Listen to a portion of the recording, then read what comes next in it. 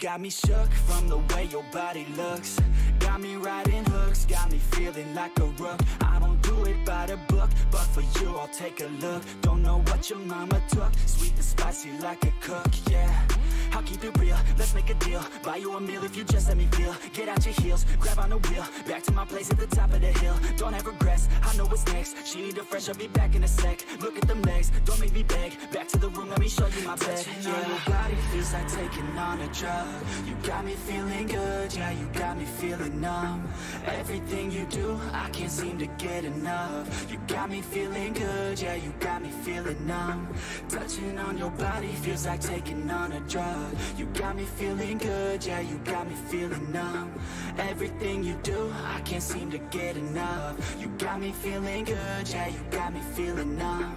I could look at you all day, watch the way them hips sway. Love your body, so I pray, don't you dare take it away. Can't control what I say, lost my mind cause your frame. Hey girl, what's your name? Lit me up just like a flame. Body in motion, I feel the commotion, beyond you like lotion. I'm honest and broken, I flow like the ocean. I feel you were chosen to fix me, I'm broken. My heart that you stolen, hey. Stay with me, play with me, lay with me. Hate to see when you leave, chemistry feels like it's destiny. I just want you laying next to me, and I really don't want you to ever leave. On your body feels like taking on a drug.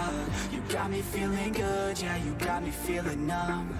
Everything you do, I can't seem to get enough. You got me feeling good, yeah, you got me feeling numb. Touching on your body feels like taking on a drug. You got me feeling good, yeah, you got me feeling numb. Everything you do, I can't seem to get enough. You got me feeling good, yeah, you got me feeling numb.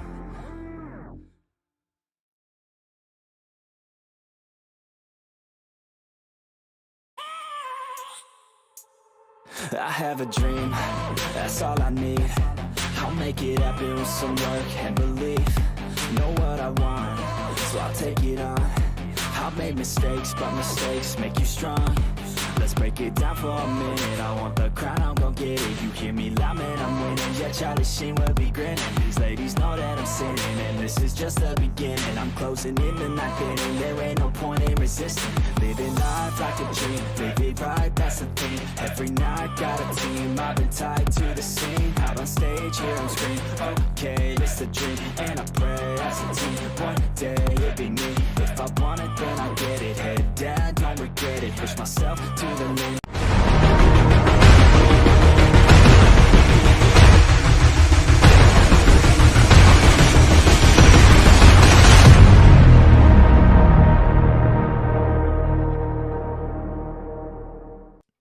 Ladies and gentlemen, welcome back here to the second episode, or the 7th episode of Season 2 of the NEXXTCAR podcast. Once again, we're joined with Peyton Tullock and Matthew Tucker. What's going on, fellas? Not much, Ryan. How you doing? Doing pretty good, man. We had NASCAR finally back. Yeah, it took way too long, it feels like. But then again, it's way shorter than other sports, so we can't really complain. Yeah, nothing like the Daytona 500 kicking off the season. Feels like just yesterday, though, the Logano was getting crowned, and then time flies, though. So we just ran the first race of the 2023 season. So turned out pretty good one, though. So with old Stenhouse getting the dub. Oh, absolutely. I mean, all three series this weekend were fantastic. You know, the Truck Series kicked it off. Unfortunately, I mean, they had a really good race. Controversial ending there to figure out who's going to be the overall winner there. But and then the Xfinity Series, they were able to get it done. And then Cup, you know, not a fan of Stenhouse by any means, but it's awesome to see his owner, Brad Daugherty, the Cleveland Cavaliers' old center for a long time and an absolute legend in Cleveland, finally make it to victory lane. That was awesome to see, and no bigger race to do it than the 500. Yeah, I remember it took them they won back in the day with AJ at the Glen, but it's been almost, 9 years since that happened. So absolutely incredible to see a one-car team go out there and win the Daytona 500. When I was looking at the field with my roommate, I was like, you look at the roster of the field and like, I kind of like maybe 6 cars that I can honestly say that 47 car could beat on a regular basis this year. So, you put that in perspective, that's really incredible. Of course, that means he's probably in the playoffs now. We can talk about that. But very, very well. Good job by Ricky Stenhouse, and congratulations. Glad he went to Waffle House. I'm glad it's like a theme now. Yeah, I believe Noah Gregson got that started going to the whole Waffle House after a win. Trevor Lawrence did it too. I think when they clinched the AFC South, I think they did that. Sadly. No one cares Yeah. about Clemson. Ah, that's true. I'm still upset about that Clemson Ohio State game a couple years ago. Everyone in the United States knows that was a damn fumble, except for the refs out there. They said nope, incomplete pass. Oh man, That was a rough day for an Ohio State fan. Let me tell you. sorry about your luck, Ronnie. But Zane Smith kicking off the season, picking up right where he left off last year, coming off that championship run. And, I mean, it don't get any better. Front Row Motorsports back on top once again after week 1. Yeah, Zane Smith, the truck champion, getting it done back-to-back years at Daytona. Crazy race with the truck race. So you had basically you went every like 10 laps, then rain came, but they started the race and then 2 laps, and rain didn't rain.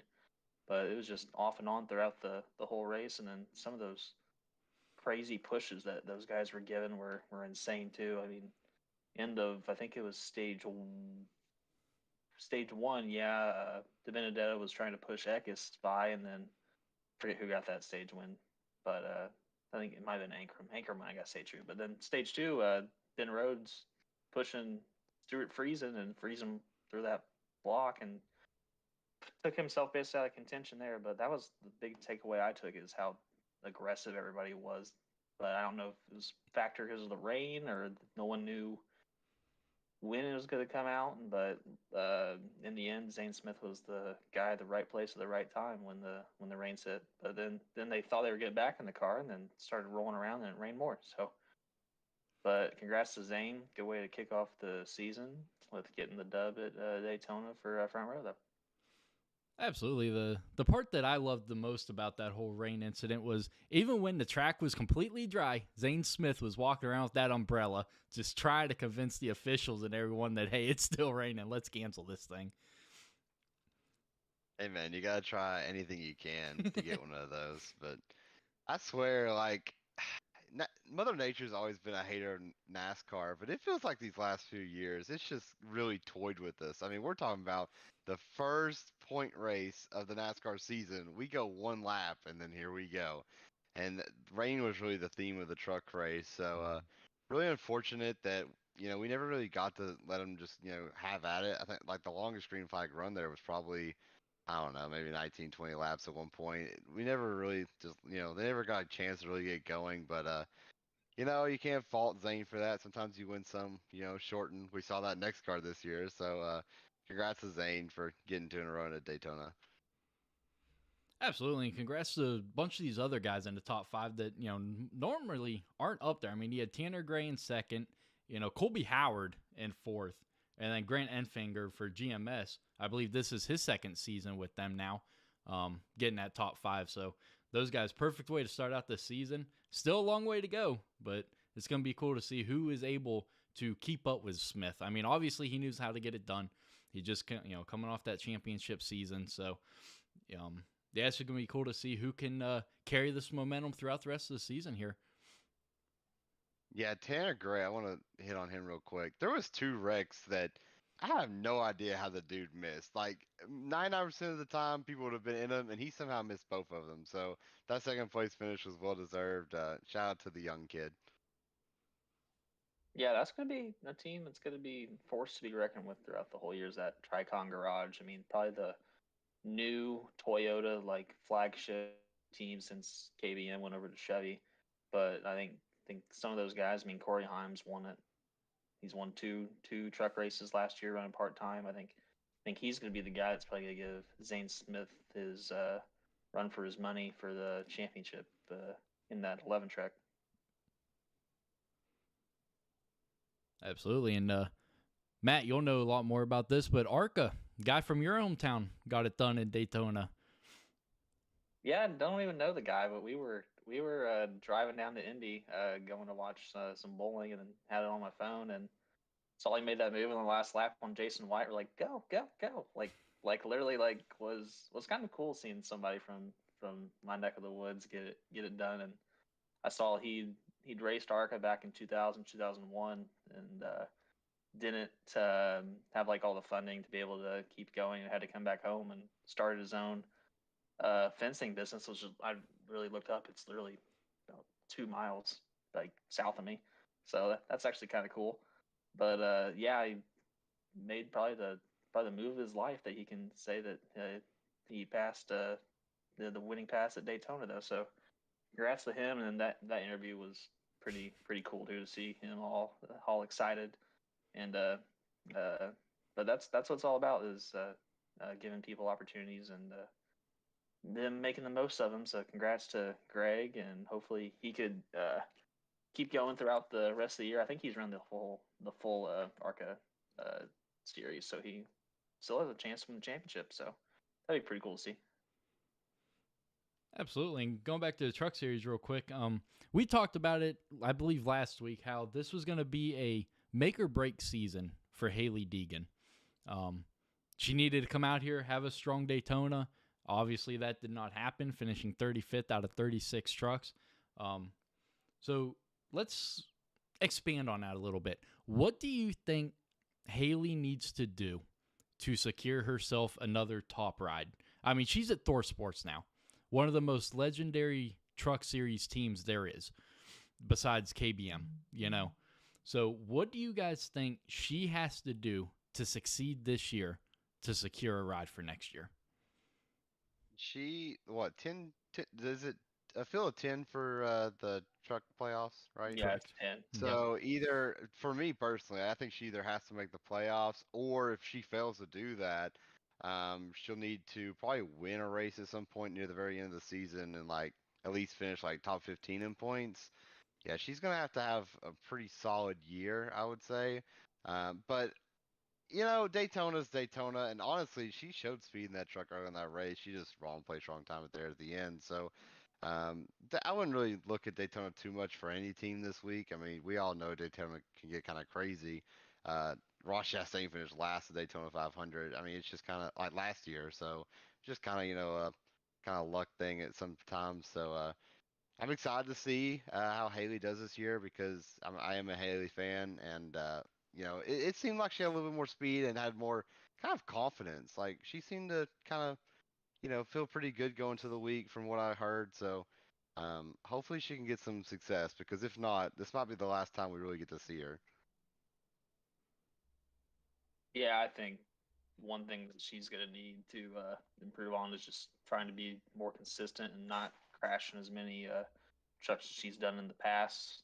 I think one thing that you're going to need to see that if you have that still there is if she improves her top 10 finishes. Plus, just trying to be more run up front, try to maybe lead more laps, and just show that you're consistently growing. But I would have liked to see her in a car instead of a truck this season. I mean, she took that '07 for SS Greenlight last year and ran the top 20 at, I think it was Vegas. Mm-hmm.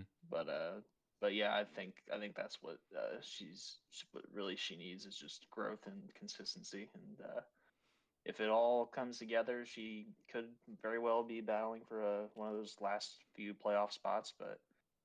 But you never know when it comes around. Plus, the Truck Series has probably the shortest. Well, it does have the shortest regular season with like what 16.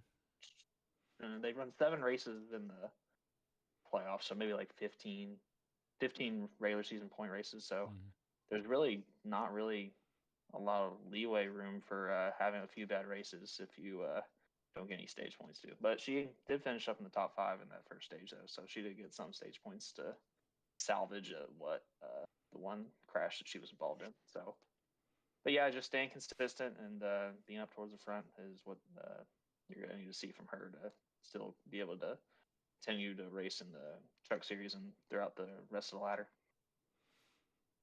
Absolutely. Moving on to the Xfinity side of things. Austin Hill, the fastest truck all weekend long, and he had some issues he had to overcome at the beginning of the race. His radio went out, had to start at the very back of the field, but that did not slow him down at all. And he worked his way up there and just barely beat out Nemechek and Allgaier in a side-by-side three-way battle for the win there, coming down the backstretch. NASCAR obviously ended that one before they could race it back to the line. But yeah, Austin Hill able to walk away with that first win of the season. Yeah, I didn't really get to watch this one too much. My sleep schedule was still kind of messed up from my Daytona race, but from what I saw from the highlights and everything, just Austin Hill, no surprise, has been really good at super speedways, and he got done again. That ending, maybe you could say he got a little lucky with the JRM guys kind of collapsing. I mean, looking back on that, I cannot believe they really kind of choked this one away. Junior had to 100%. be thinking that he had a win. Like, I know Junior knows how Daytona is, but he had to think like, man, we gotta get at least one of these guys victory lane. We're all right here, and they all every single one of them had just choked. So, Austin Hill got it done though. Congrats to him yet again. That's pretty good momentum for last year. It kind of felt kind of fluky and we never really saw him again. But with RCR kind of improving at Cup, I think it's going to kind of lead to their Xfinity program too. Honestly, it could see Austin Hill having a pretty solid year. So this could be a bigger win than we think later on. Yeah, crazy to think Austin Hill was the pole sitter. Then he wasn't the pole sitter because he all that those radio issues. So went from the back, ended up winning stage one, then fell back again. Ends up closer up towards the front in stage two. I think he finished third in stage 2. Mm-hmm. But yeah, I think like you talked about Peyton, I think the real story is how JRM really screwed up. Plus, also Brandon Jones literally got wrecked by a teammate last year. Yep. Moves over, changes teams. I was going to talk about that. Gets wrecked by a teammate. Yep. But it's funny how it's a full circle, isn't it? Oh yeah. He just needs to run for a single car organization. That way you can't have those problems anymore. It works for Ricky. It does. Sometimes it works for him. Yeah, that's true. No, but I think that was the big takeaway is how they all. And plus, if you're Sam Mayer, like, yeah, I understand you're going for your first win, but like, why don't make that move that early? Like when you have a teammate there too. So plus then he got loose, and then glad he was okay after seeing him flip on the backstretch. But yeah, congrats to Austin Hill. It kind of looked like he did get the win, but you couldn't really tell with the angles. But the one camera angle that NASCAR put out later, was him in front. But could definitely see him being a factor throughout this Xfinity series with Gregson and Gibbs gone, and someone's gonna have to need to take the reins. And hey, you never know, could be Austin Hill in that 21 RCR camp. Absolutely. Excuse me. And what about Cole Custer? I mean, he just lost his Cup Series ride at the end of last season, got demoted to Xfinity, still driving for Stewart-Haas, but comes out and gets 9th. I mean, that's a pretty good showing that, I mean, he was absolutely dominant when he was in the Xfinity Series back before. I think he won a championship, if I'm not mistaken, I believe. I might be wrong. He didn't win. He won 7 races the year. Reddick won. Reddick won back to back when he was okay. So Custer never won a. I'd have swore he won a championship. I think he won a regular season championship. He won the regular. Did he win the regular season finale at Homestead. I don't know if that's what you're thinking of. That's why you maybe thought. Maybe. But anyway, I mean, it's great showing there, coming away with the top 10 and showing that, hey, he can still get it done when he needs to. I mean, top 10 at Daytona, that's a pretty good feat. Yeah, I have really high hopes for Cole Custer in Xfinity this season. And Cole Custer's never been like a really good super speedway driver. So honestly, going into the week, this was probably his goal, is to, just have an okay finish and survive. That's exactly what he did. So, pretty good showing for Cole Custer. Did his job, and I would definitely look out for him, especially next week. I mean, this was the track he won at last year in Xfinity when he made his one-off appearance. So he could easily come out here and win this very next race, and we'd be talking about him again. Yeah, the thing that Custer needs to be banking on is rebuilding his stock up. I mean, he was 2020, wins at Kentucky, first rookie to win Cup race, I think, since in their rookie season since I think it was Logano back in 2009. Well, don't want to be too positive, but I think that's what it was. But yeah, for him to, and also with Harvick, retire, and there's going to be an open seat in that Stuart Haas camp. So he's going to need to probably come out.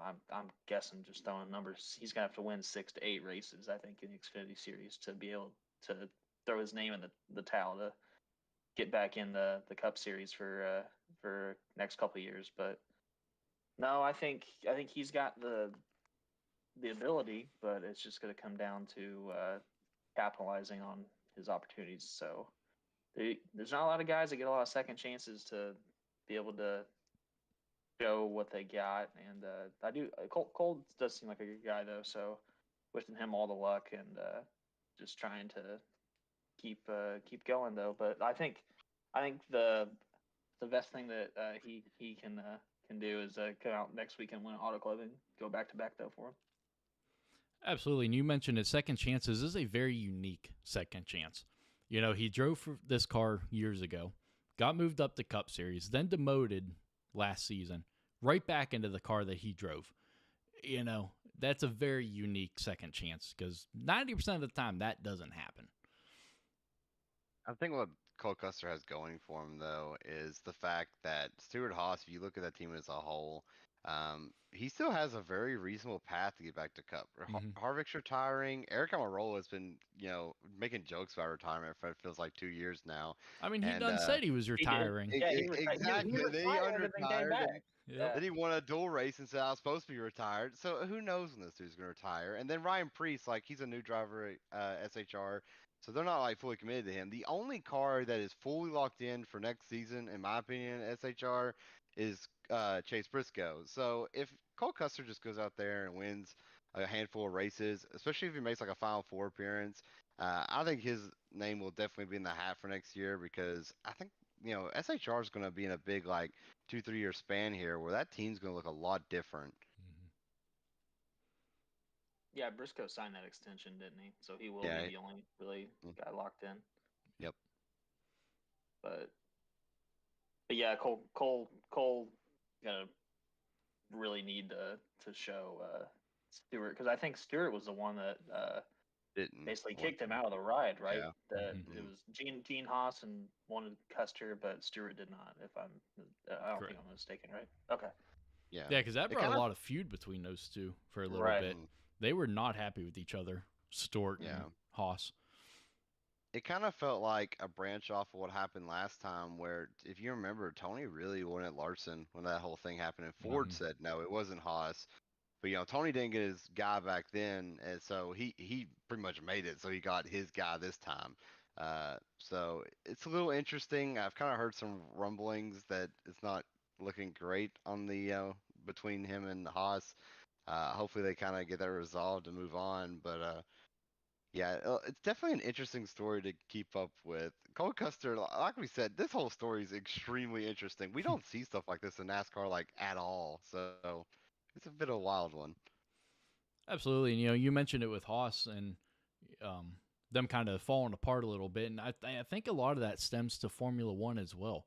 Yeah. He's not happy in Formula One right now. His team is absolutely struggling. You know, uh, they just lost probably the biggest name in Formula One history in Schumacher. They had to go out and replace him, and Nico Hulkenberg's coming back from retirement to replace him. So this is a big breaking make or break season for Haas himself. And then you got Tony Stewart, who's going to be running a full time NHRA season this year. So that's going to be interesting. And, it's going to see, how is Tony able to split up that focus between his new NHRA season? He's got his wife's new NHRA, and then now he's got NASCAR thrown in there as well. So I don't believe Tony has any stake in the Formula One part of it, but it's going to be interesting to see how Tony's able to balance all of these series that he's got going on right now.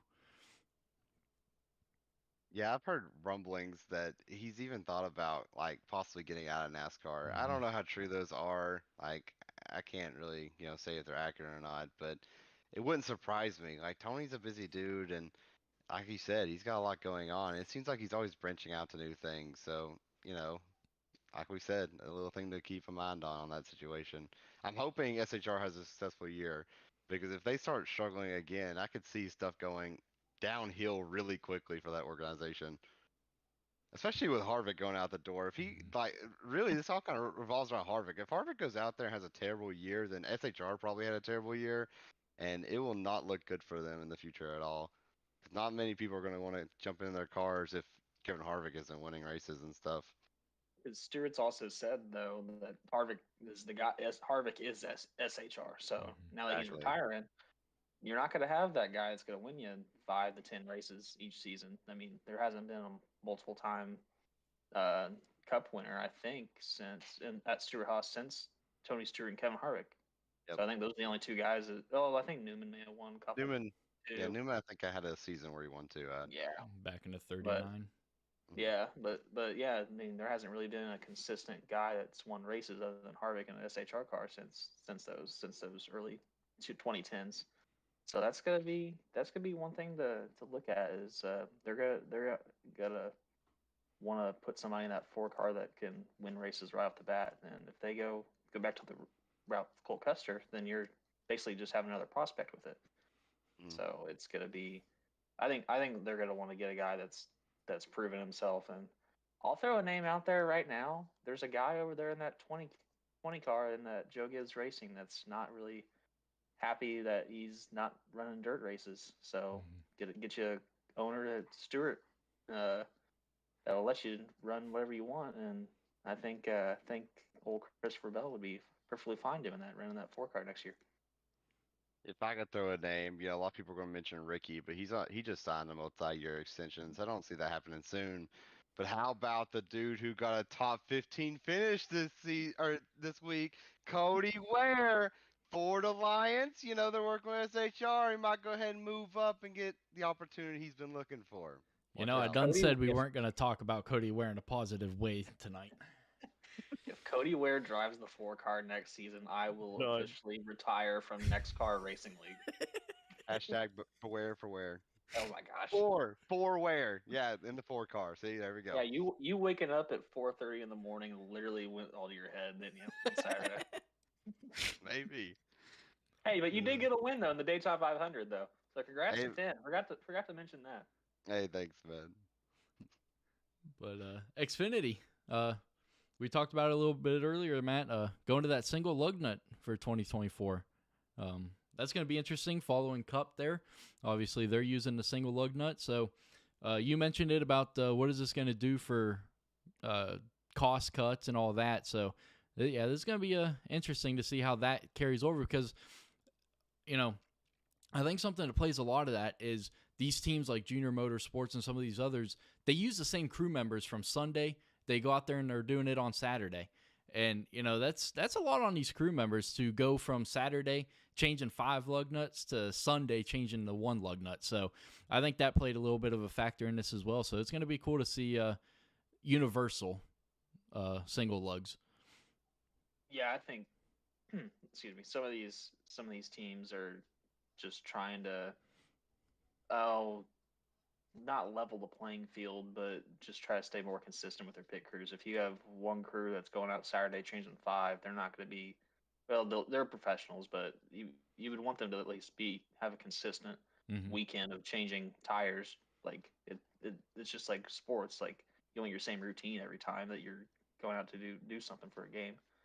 But I think also, like you said, the cutting costs. I don't know if that plays an effect or not, but you see what NASCAR's trying to do with cutting practice, cutting all this time for saving money for teams. So that's one thing I thought of was just trying to save some money for teams and level the playing field with that too. So, but we'll see.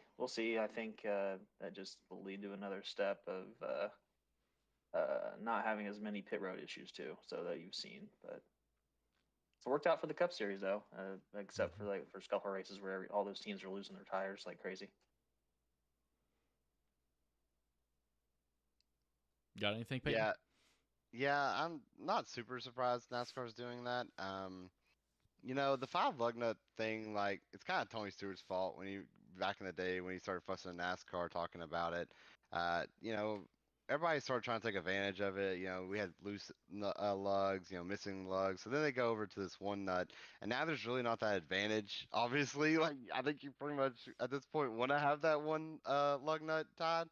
So, it doesn't super surprise me that they weren't going to that. I'm very interested on how they're going to really do that. It's going to look a little weird, seeing these Xfinity cars with them. But hey, I kind of wonder what this is going to mean for truck. Is this going to like eventually get over to there? All the inner details with this. But hey, kind of interesting. We'll see if it has a big play. Uh, but yeah. Absolutely. Anyone got anything else to add to Xfinity before we move on to the Super Bowl of NASCAR? I think we're good. All right, 500. That was on Sunday. Ricky Stenhouse getting it done for his first 500 win and a first for Brad Doherty at JTG. So, congrats to them, obviously. Joey Logano, he finished second. Could have definitely went back-to-back there. But then you mentioned it, Christopher Bell. Not very happy with Joe Gibbs, but came out there and got that third-place finish. But the team I really want to talk about, I know it's Daytona, but Roush, Fenway, Keselowski Racing. Those two cars, the 6 and the 17, those two look like the Team Penske trio of 20 and 21 at Daytona Talladega. Those two cars got together, they were unstoppable. Yeah, that's what's been Roush's bread and butter has been the super speedways back. I mean, how funny things change. Ricky Stenhouse raced at Roush, and he got two plate wins with over there his organization. But yeah, I mean, Keselowski, I think probably had the best car that whole race. He was able to make moves where he could put his car wherever he wanted to go, and then I think that last pit stop where him and Buescher were moving back through the field, that was pretty impressive too. But they were they had the right spot. They just had those Chevys behind them that shuffled them out of it before that last caution came out. So, but I think if the caution didn't come out, I think they were going to probably make a move back up though. So that's the one thing that kind of ruined the finish though, was that Suarez spin, because I think it would have been a crazy finish getting down to the end. But no, Keselowski had a good run going. I mean, he led the most laps, won that first stage, and then Buescher, I think he came home with a top 5 finish too. So strong showing for the RFK cars after they both missed the main event, the Clash. So I think they might be the track house of 2023. I'll go ahead and say it though. I think Buescher's could be improved, and Keselowski, after getting 1 year under his belt, kind of think about like 2010, 2011. Keselowski ran it the first year in the Penske 12 car, didn't really do very good. In 2011, he won 3 races. So definitely could see them possibly both sneaking both teams into the playoffs. It's a pretty good guess there. Peyton, what you got? Yeah, you stole what I was going to say completely. I was literally going to say that they're kind of the backmarker team I could kind of really see take that Trackhouse kind of leap this year. Just, Brad Keselowski is a past champion driver, and Chris Buescher has proven himself time and time again, even though he's never been in a big car or anything. They could have easily won this race. Logano, I kind of found it funny in post-race. He was kind of complaining being the only Ford up there. He had an opportunity to try to help those two, and he left them out to dry. So it's kind of his own doing. But I really like RFK. I think they're a good story. And I hope they succeed this year. I don't know if they're going to have necessarily the jump Trackhouse will. I doubt, they have both cars finish top 10 in points and won the Final Four. I could easily see, them getting, as a team, 1, 2, 3 wins max ish, and then both cars probably making the playoffs. Maybe one of them getting the top 10 in points or so. That would be an absolute win for RFK. So, I mean, hey, I saw Chris Buescher win in Bristol, so I know they can do it. So, definitely a team to watch this year. Absolutely. Another team that we're going to have to watch is the guy that just made the transition from Joe Gibbs Racing over to RCR, Kyle Busch. That man was on a mission in the 500. He got wrecked out in his duel, and he came immediately across the radio and said that was a 500 winning car. They had to go to their backup, and I'll be damned if that wasn't just as good of a car. I mean, he was absolutely a man on a mission, but just once again, couldn't escape the 500. That Yeah, probably would have been good. Tim. yeah. Next time Kyle Busch is in Nashville, something tells me he's not going to make a visit to the Tootsie's Bar or anything. It just kind of seemed like, Daniel Torres was just bad luck for Kyle Busch all week long. It was incredible. I really thought when he went to that backup car, I mean, you see the pictures, it had the 3 on it. I was like, nah, this car ain't going to be anything. And then he goes out there. He definitely had probably a top 5 car at least on speed. He had a Just a winning little bit. car.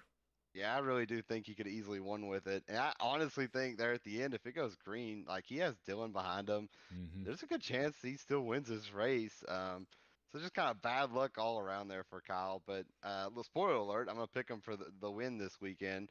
But you can already tell the RCR has a bunch of speed. They showed up for Daytona, they showed up for the Clash. I mean, they are here. I think RCR is gonna be an absolute threat this year. That that would have been probably the greatest like storyline that NASCAR's had in forever if Kyle was able to win that race. First jump over to RCR, literally has the number 3 on his car that's like hidden behind.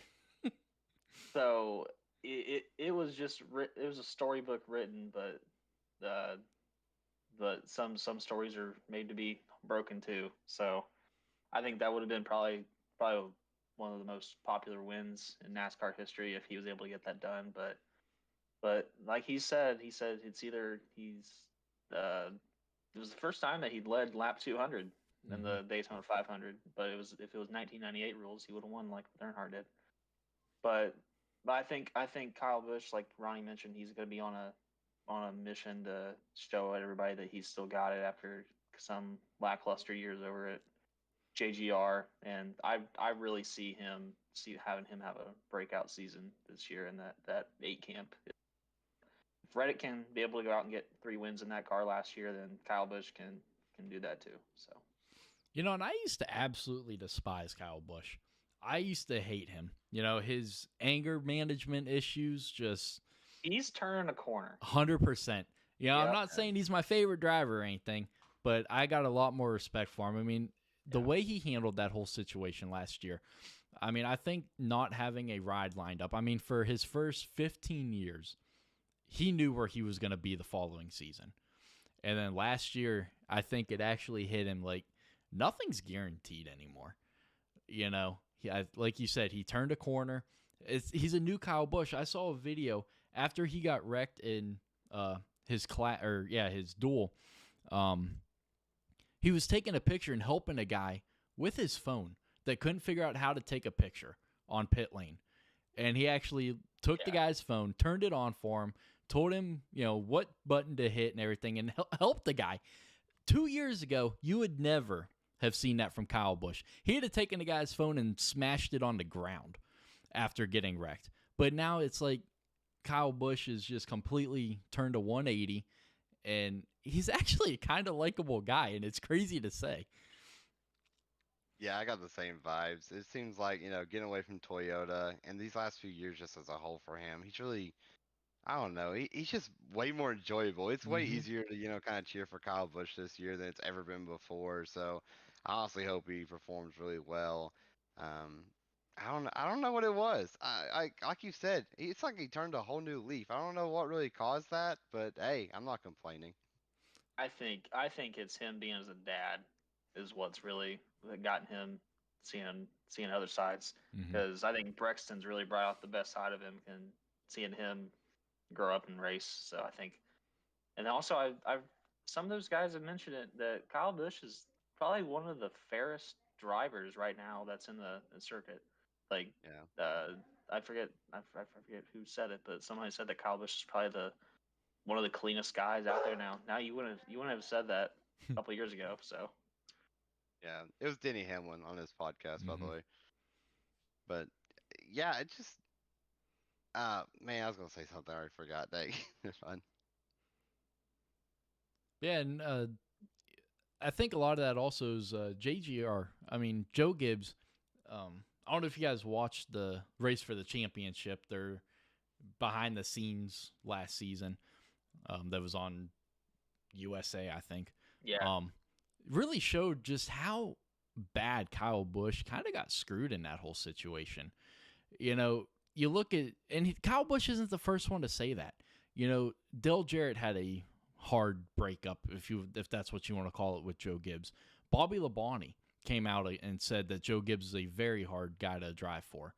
You know, so Kyle Busch isn't the first one to say that. And like you said, you know, whether it's a new team or Brexton, and now I believe they have a daughter, you know, it's opened up his eyes. And, you know, Toyota, I mean, they're still trying to make their name in NASCAR. Obviously, they've been there for many, many years now, but they're a small manufacturer when it comes to Don't have NASCAR. as many teams. Exactly. So they're trying to push harder and harder to keep up with Chevy and Ford. And I just think maybe that pressure just got a lot, you know, and you know, when the pressure is that high, it takes the fun out of things. And I think that's where you were seeing Kyle Busch a lot more frustrated with everything.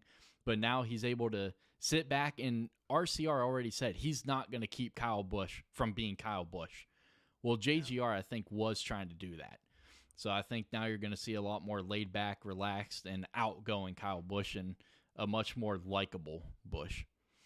Yeah, and think about all the stuff Kyle Busch has went through these last, couple years. I mean, he lost his key sponsor for like pretty much his whole NASCAR career, and then it lost his ride, and it really wasn't due to performance. I mean, Kyle Busch last year, yeah, he only got one win. It was kind of fluky, but if you look at his results, I mean, the dude was still capable of winning the championship pretty easily last year if he didn't have a bad first round with bad luck. And then his brother has like one of the most sad, disappointing ends to a career in NASCAR history. And now it's just him. So, I mean, the dude's went through a lot in just the last calendar year alone. So to see him show up at Daytona and be, acting like this and smiling, and yeah, sure, we get the same Kyle Busch. He was upset at Logano after the clash, but I mean, that's just Kyle Busch. You can tell, though, he's not letting stuff get to him as much, and it seems like Kyle Busch is having more fun, to be honest. Yeah, you knew that Kyle Busch was mean and serious when he called Logano Two-Face again. We need Yeah. that. We need that fire back. It seemed like the last couple of years he hasn't had something ignite the KFB that ignited him a couple years ago. So kind of glad to see that back, and kind of good side of it too. You see more people rooting for him now than you do booing, and it's more on that there's other guys' side. But yeah, like you said about the Joe Gibbs situation, they're basically putting all their money into Ty, and doing all that and trying to build his stock up, which is perfectly fine. I think Ty's going to have a successful career in the Cup Series, but when you put all your eggs in one basket, something's always bound to turn on you, though. But I think Ronnie, I think you disagree with that. I do. Statement, didn't you? 100%. Okay, let's hear it. I'm not saying he's not going to have a successful career, but if he is going to, he's going to have to start being a team player, just like Austin Cindric. I mean, just two completely immature young guns, if you want to call them that, like NASCAR used to call them back in the day. I mean, you talked about it earlier, Martinsville, Brandon Jones gets wrecked by his teammate. They could have had two guys in the championship race. Instead, Ty Gibbs wants to wreck the guy at Martinsville. You know, just absolutely uncalled for. And I think Ty Gibbs is going to have to, if he wants to last long in NASCAR and be the head guy at JGR, because no one's going to want to work with him.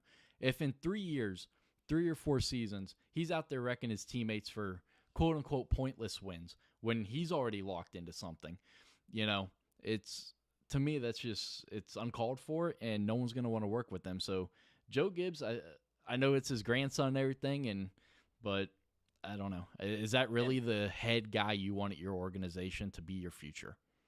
Yeah, but this kind of comes with age, I feel like. I mean, think about all the NASCAR drivers that had maturity problems in their young years and then went on to have successful careers. Like Tony Stewart and Kyle Busch, prime example of two guys I think of right off the bat in their young days, just kind of really selfish and just kind of all about them, all about them. I mean, we see it time and time again. Not every young guy's going to come in and be really calm and, down to earth.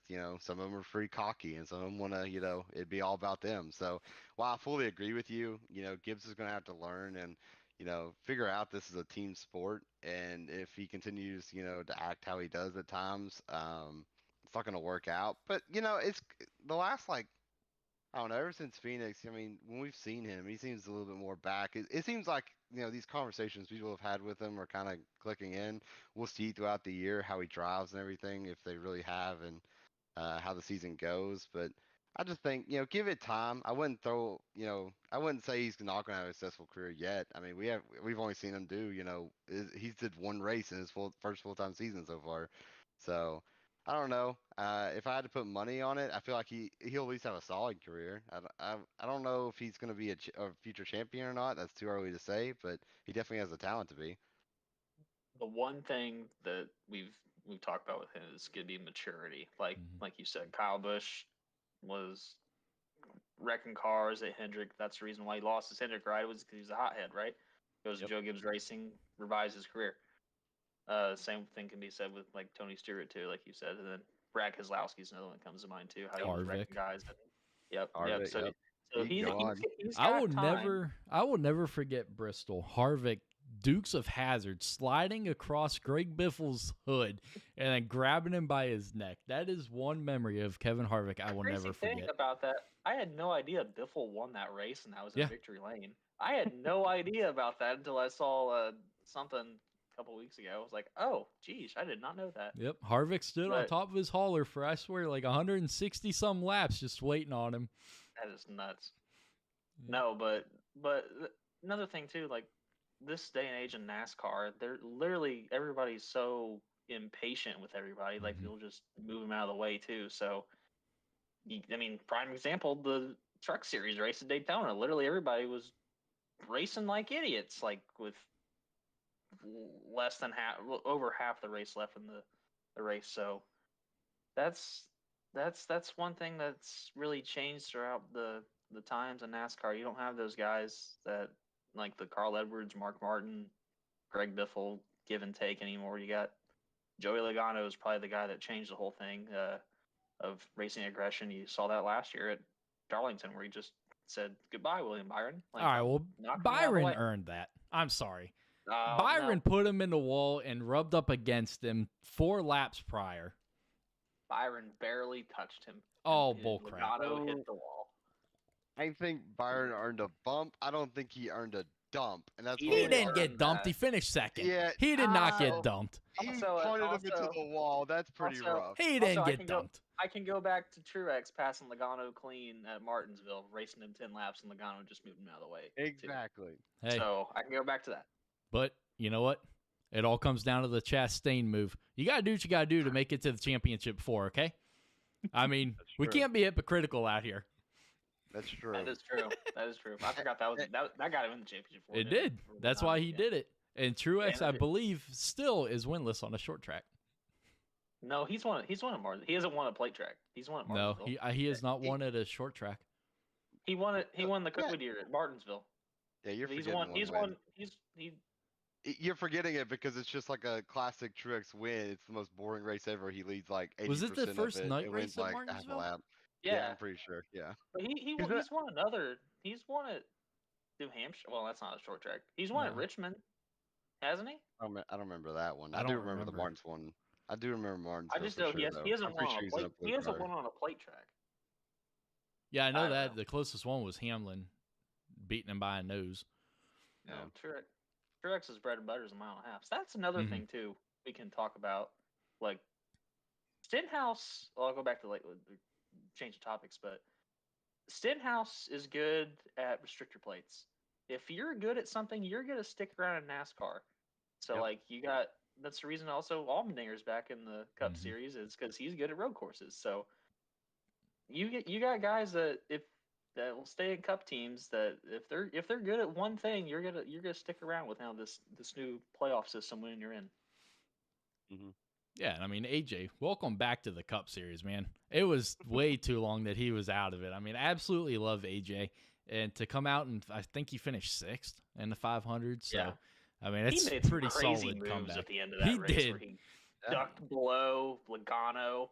I don't know how he got down there, but That's what AJ was nice. does. I mean, watch him at Kaulig and Xfinity. I mean, those 3 cars got hooked up, until they would wreck each other on the last lap coming through 3 and 4. But, and I mean, Yeah. Haley was the cause of that, but Um, No, that was Chastain. Chastain No, it caused wasn't. that. Yeah, let's say. no. We're gonna go with Haley. Oh, okay. Okay. But no, the 500. So- It turned into a typical 500 of survival, and two of the ones that were able to survive it, Ryan Blaney and Chastain. I don't know how Yeah. Ryan came away Yeah. with an 8th place finish. That was absolutely No, he insane. did not have an 8th place car with all Absolutely not. that beat up. I don't know how he finished 8th place. I mean, it was kind of funny how Jamie McMurray said, "Hey, look, Ryan Blaney waited around all that time to come congratulate Stenhouse." I'm like, Yeah. hey, Jamie Mack, he finished 8th. So, but Yeah, that no, was- yeah, Go ahead. You're good. no, we're talking about good finishes. I mean, Travis Pastrana won his one and only Cup race, and his life comes home in 11th. But And that then was another announced his thing. retirement. yeah, he announced his retirement. Says, "Yeah, that's it for me." Like, bro, like that's literally. If I could be able to do that, run one Daytona 500, lead 2 laps, and finish 11th place, I will gladly take that. So, I think he did a really good job. I think a lot of guys and fans didn't really trust him. All he did was run a quick lap at qualifying. He's not ready for this, and I think he did just fine. I mean, that last wreck wasn't him. He just got hit in the back, and we've seen it time and time again, pushing in the corner. Like the guy up front, very rarely gets to save something like that. So really, nothing of his doing there. He was just kind of going for the win, and get caught in a wreck. So great finish by him, and like Ronnie said, I know Ross, the last few laps, if you remember, there was a situation where it was something happened in the back and they kind of lost the draft before the last caution because they kept going. And I was like, man, that's kind of it for Ross. He's going to finish in the 20s. I know Blaney was back there with him. So when the race is over, I'm sitting here being happy for Ricky, and they finally show the ticker, and I see Ross and Blaney are 8th and 9th. I'm like, holy cow, what the heck happened? I knew the wreck was big, but I didn't realize it was that big. So, it kind of shows you at Daytona, just stay in it. Never give up. And like Ryan Blaney did, he never gave up that whole race. Didn't matter how destroyed the car was. You can always limp home and get a good finish. Absolutely. Anyone else got anything to talk about with NASCAR? excited for the season, I guess. So Yeah, I thought it was a good start. it was a good way to kick off the 500, except for all the commercial breaks. So Yeah. Yeah. Very glad Ricky won over Logano. If Logano would have won that race, it'd have felt way different, I feel like. So yeah, him and his new hair can go wipe away. So that would have been bad. But NEXXTCAR, boy, did we have a rough week. Some more than others. Some of us didn't even get to finish the race, but you know what they say. Got Truck Series was up in Canadian Tire. At least y'all didn't have the fog to worry about this season. Yeah, we did. You just Yeah, had we just a had to worry very about each slick other, track. yeah, I think I'd rather had the fog back. Like that track that Sunday was just, gosh almighty, man. It was so much more slippery. It was already slippery enough, and then you got sunlight to it. Man, it felt like we were racing on ice. Yeah, I think I looked in my practice session. I think I had 112 incident points from just hitting everything. So I think there was 2 times I'm trying to get out of the pit, so I freaking hit 10. Like I was like, oh, I'm sorry, bro. Like I'm just trying to get out of here. But no, we got it taken care of, and then had a couple other instances. Got into the buck on that last turn, but not congrats to Brandon Dunford though, getting another win in his first win of the season in the Truck Series at Canadian Tire, and then how about a rebound night for Ronnie Norman taking home Watkins Glen after having his issues at Canadian Tire. So congrats to both of those guys, and we can say that we're done with road courses for the season 2 of iRacing NEXXTCAR. Trust me, I'm happy about that. Ronnie is glad to see that off the schedule after his DQ from last That night's is my competition. first ever DQ in a race. Unbelievable. I've had one. That was that first Daytona race. It is not a fun feeling, but at That's least right. it came with 2 laps to go. So at least I got to be there for the majority of the race. True. You still got a top 10 out of it, I think. Didn't you? Well, yeah, we only had 10 guys. Oh, I thought we had 11. I thought we had 11. Oh, that was Erickson. That was Never with mind. Yeah, you Erickson. did get top 10. Yeah, no, we only had 10 So- guys. No one else so wanted to if you're show up in the listening- road course. So if you're listening out there, you want to join the NEXXTCAR Racing League, like go ahead. Like we got spots. So I mean, we're averaging in the Truck Series, we're averaging 24, 25 guys a night. And then in the Cup Series, we're at 19. So, I mean, the numbers are good. Just no one Yeah. wanted to do road course racing. No, I think that comes down to practice, and Mhm. no one. You had the guys that wanted to run it, and you had the guys that were like, "Yeah, we'll just stick it out." Plus, you got some guys you got Ronnie Norman in the points lead in Dunford in the trucks. In the cup, it's kind of closer, but Mhm. some of those guys have really pulled away in the points. So I think that's also kind of like, yeah, well, we can just skip this. So. Yeah, next week the numbers will be right back up at Atlanta. Oh yeah, we're at Atlanta. You're Yeah. at everybody wanting to go out there and win that race. They know they can. Yep. So Definitely. that'll be crazy too. But all right, let's move on to our picks for this upcoming weekend for NASCAR. The final race at Auto Club in the 2-mile configuration. It's going to be sad to watch. I mean, I don't understand, first off, why they're redoing Auto Club. It has provided some great racing and some very dramatic moments. I mean, They're like making a parking garage. Or they're doing like whole different thing there, right? Like adding parking and a bunch of other events. then I find think that's what somewhere they're. else. I have no idea what the whole situation is. That's what I've heard, The last yeah, time, it's gonna be sad seeing that place go. Mm-hmm.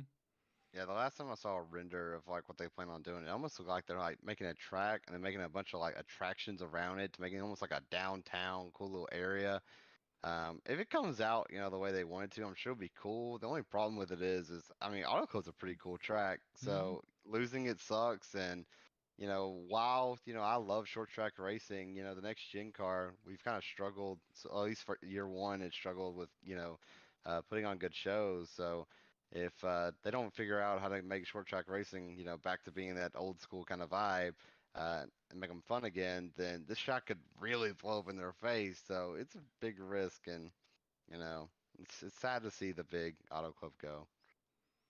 And that's the thing too. NASCAR fans have said we want more short tracks. We want more short tracks. Well, that's not what we meant by taking Yeah, away one of the other yeah, famous tracks. But yeah, last 2 mile oval supposedly. Yeah, so at that Auto Club. So hopefully they put on a good race there. They had a pretty good race there last year. So hopefully it's the same thing. Yep. So Peyton, start us off with your picks. well, Pick as your already, main winner. Gave the pick. yeah, I already spoiled my pick a little bit. Everybody, you gotta remember, Tyler Reddick, like, almost pretty much dominated this race last year until, I mean, just the most fluky thing ever. So, same car, different driver, arguably better driver. Yeah, I'll definitely take Kyle Busch with all the momentum he's got. I'm pretty excited to see him. It's weird. Like I said, I've always cheered against Kyle Busch. He's been definitely like a bottom three driver for me in NASCAR, but I'll be pretty excited to see him do his little bow after Auto Club. It'll feel kind of fitting for him. Who's your sleeper? Sleeper pick? Ah, Cody man. Ware. Come back to me on my sleeper pick. I'm Oh, gonna Ware think for about it a Ware. little bit. No, I'm not going Cody. Okay. My pick that I will take. He was up front at Auto Club last season. This probably won't be a really popular pick with you guys, but his teammate kind of put him in the wall with a couple laps to go. I will go with Chase Elliott as my pick to win at Auto Club. As much as it pains me to say it, I think he had a good car there last year, and I think they'll figure it out. Plus, I think Hendrick's the best organization in the Cup Series, so I'll go Elliott as my main lock. For my sleeper pick, this guy probably had one of his best races of the season at Auto Club. Although he did win one race later on in the year, I'm going with Eric Jones as my sleeper pick. He really ran great there last season, and I think he could, if they bring the same stuff they did last year, I think he could possibly sneak up there. I gave away a sleeper pick last week with Stenhouse, so if Jones wins this week, I am just going to switch up my locks and sleepers. So I wish I would have thought about my sleeper a little bit quicker, because that's who I was thinking of before you Same. said it, you Yeah. son of a gun. My Absolutely was on a roll until he cut that tire down. Yep. Yeah, I'm gonna agree with you on Eric Jones for my sleeper pick. Like you said, he ran fantastic there last season. Won at Darlington later on in the year. Eric Jones is my sleeper pick, but then my main pick, I'm going with Larson. Larson is always at the front of these races. You said it. He put Chase Elliott into the wall last year. Absolutely got to love it. So Larson is my main pick. Very solid picks. For my sleeper pick, I don't like going with this. I don't like going the same as everybody else. So you know what? I'm gonna go with his teammate. Let's go Noah Gragson. I don't know if he'll win per se, but I could see him. People be surprised if he runs, 7th or better or so. So I could definitely see it. If Legacy comes out with the speed they had last year, I mean, no offense to Todd Dillon, I like Todd Dillon, but I think Noah's a better driver. So, if he gets the same equipment as Eric, I mean, watch out. He could really surprise this weekend. The last big 2-mile track that they ran it was Michigan, and Noah Gregson took that coffin car up in the top 5. So I kind of like the way you were thinking too. So, but yep, I think that's a good pick. Well, thank you. All right, and then the last thing is SRX. They just announced a new driver that they're adding for the last race of the season. Kenny Wallace is getting back into one of the race cars, so that's going to be interesting. Kenny Wallace is an awesome guy, and his personality is fantastic, and that's going to be a lot of fun. Yeah, I don't know why they ever cut him from the Speed Channel and Race Hub and all those, because he's probably one of the most entertainment guys. I mean, he's got his own YouTube channel and talks freely whatever he wants to talk about. So I mean, props to him. But yeah, it's gonna be kind of cool seeing him back in a race car. I think he vouched for it after he saw like all those guys getting signed. So, but yeah, props to SRX getting another guy to join their series for over the summer. Yeah, another unique personality and just an overall fun guy to add to the series. I know they're a new series and, they're trying to go different. They've got a really interesting roster all around. It's going to make for some like entertainment on TV for sure. I mean, you've got a very unique list of drivers and, it almost brings back like nostalgia, your childhood memories. There's a lot of old guys out there, but we've seen it last year. I mean, these guys can still drive, so it should be an awesome show to watch this year. Yeah, Kenny may not. By the Lord, he'll probably market the hell out of it. I mean, they'll sell tickets. So SRX is playing the marketing game right and the racing side right too. So they're doing a lot of good things over there. Absolutely. But guys, we have got a modified race to go get ready for USA International Speedway. So anyone got any closing statements here? Don't DQ out of this one, Ronnie.